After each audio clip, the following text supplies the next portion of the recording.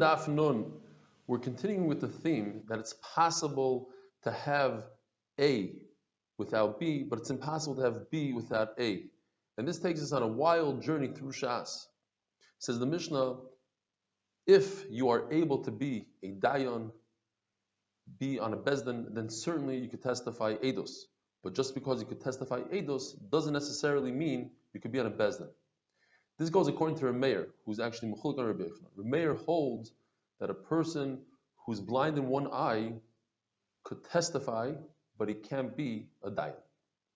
Rameir learns this from Tzaras. It says in the same pasuk, Rivim and Negoim, Rivim, Machloikis and Bezdin, and Negoim is Tzaras. Just like Tzaras has to be done, has to be checked during the daytime, and the Kohen cannot be blind in one eye, so too, Rivim Dinei Torah must be done in the daytime, and the Dayan must have pure eyesight, complete eyesight. Perhaps we should learn Rivim to Negoim from Rivim, and say that Tzaras must be checked by 3 Kohanim, just like a Bezdin consists of 3 Dayanim. The answer is because the Torah says, Oy echad mibanav, one of his children. However, Rabbi Yochanan is mechulek on this hekesh. He holds that there is no hekesh. You don't have to do dinei Torah during the day, and a dayan doesn't have to have complete eyesight. He could be blind in one eye. And therefore, he actually allowed a dayan in his neighborhood who was blind in one eye to be a dayan. He learns this out from the Mishnah Sanhedrin, which contradicts our Mishnah Niddah, because Sanhedrin is where the source of dinei Torah is, and another reason is the Mishnah Sanhedrin is a Stam Mishnah that goes according to the Rabbim, whereas our Mishnah is a Stam Mishnah which goes according to the Yachid, Rabbi Meir. Says the Mishnah, any food that's chayev in Meiser, we continue with this theme, it's possible to have A without B, but not B without A. So any food that's chayev in Meiser, that means it's food, therefore automatically it's Mekabel Tumah. But there are foods that are Mekabel Tumah and they are not chayev in Meiser. For instance, meat, especially chaya meat, fish, and eggs. Says the Mishnah, if something is chayev in peyah, that is, you must leave on the sides of the field, there is no shear for peyah, however, Chacham instituted a shear, regardless, if you're chayev in peyah, you are automatically chayev in meiser. But there are things that you're chayev in meiser, and you are not chayev in peyah. In order to be chayev in peyah, there are 5 conditions. It must be food, and that comes to exclude satim and koitza, as you see in the picture.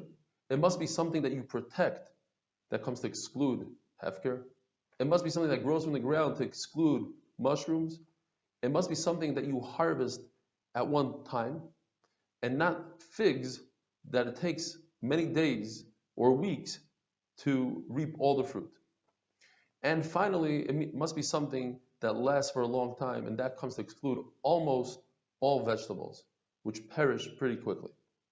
Meiser, on the other hand, only has 3 conditions. It has to be food, it has to be nishmar, and it has to be from the ground. So if you have a vegetable that does last for a very long time, for instance, onions and garlic, you would be chayiv in peyah. In fact, there's machlokes. If you have rows of vegetables, and in between the rows of vegetables you have rows of onions, how much peyah do you have to leave? Do you have to leave peyah per row, or 1 peyah for all the rows? But you see that there is a chiyuv of peyah for onions. Rabbi Yochanan says that in a situation where you planted something such as endives, ulshin, and you had in mind that it should be for your animal food is not makabel tumah. And then you had a change of heart. You said, I want that food for human consumption. Since it's attached to the ground, your machshava, your thought, doesn't help. You have to wait until it's detached. Says Rav, I can prove it to you from Nivlas Oiftar. The halacha is by a dead kosher bird, if you touch it, you're not tummy. The only way you become tummy is if you swallow it. If it's in your throat, bebeis habliya, it's a very strong tumah chamura. It makes you and your clothing tummy. Says Rava, however, to make tumas oichlin, to make that chicken, that bird, able to be metama other food, for that you need a machshava. You have to say, I want this as food, even though it's an avela. I say, well, I'm going to give it to the guy to eat. What happened to the fact that while it was alive, you thought you wanted to eat it? That's not good enough. Because when it was alive, it's similar to being mechuber. And the Gemara is like that. The Gemara says that halacha is talking about a bird that you didn't own beforehand. This is a bird that came out of the sky and you never had a chance to have a machshava on it. But let's say you owned it before and you had a machshava, you don't need to make a machshava later on. Abai tried to prove from the fact that they said that there was a chicken in Yavna, and the reason why it's metama ba'oichel is because the goyim thought of it as food. You see that you have to have a machshava later on. Well, the Gemara also was doicha that. They said perhaps, Rav Papa said, we're talking about a tarnagoylas bar. In Hebrew it's called a duchifas, in English a hopi. So they started to laugh.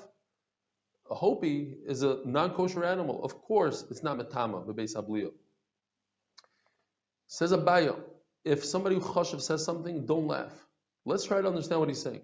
Perhaps he meant a wild chicken, a chicken that ran away, you no longer own it, and therefore you didn't have the chance to have a machshava on it, because it ran away. It had a chick, and that chick is the one that you found. Or, perhaps we're talking about tarnagoylas da'agma, a swamp chicken. Swamp chicken is very interesting. According to Rashi, a very unique halacha. The male is treif and the female is kosher. Taisus says, I don't understand. I never heard of such a thing. Therefore, Taisus learns it's two different species. Akopanim, according to Rashi, the female is kosher, and the Gemara says, Amoini v'loy amoinis. That's Uriah. The male is treif, the female is kosher. Meremar says at the end of the day, they took this chicken swamp and they said it's treif because it has characteristics of a non-kosher bird. It sits on its prey and it eats it, or it lifts the prey up and with its hand and puts it in its mouth. The Gemara says, since a niblas oiftar, this kosher bird that died, since eventually it's going to be metama tuma chamura, it's going to be metama the person that eats it and it's his clothing, therefore it doesn't require a hechsher tuma. You don't have to pour water over it and you don't have to touch it with a sheretz. A nevela of a kosher animal that dies. You don't need a machshava anywhere, not even in a village, and certainly not in a city that has a lot of people and the demand for the meat is very high, and therefore goyim will eat the nevela of a kosher animal. However, a nevela of a non-kosher animal, since it's not really something that even goyim eat, therefore that requires a machshava. A chick that fell into a wine press, and that's considered mos, it's disgusting, it's full of wine, nobody wants to buy chicken with wine. You might cook your chicken in wine, but you don't want to buy it with wine. Therefore, that requires a special machshava according to Chachamim. And according to Rabbi Yochanan, it does not require machshava, and we'll discuss Rabbi Yochanan's Kal V'chomer tomorrow. Have a wonderful day.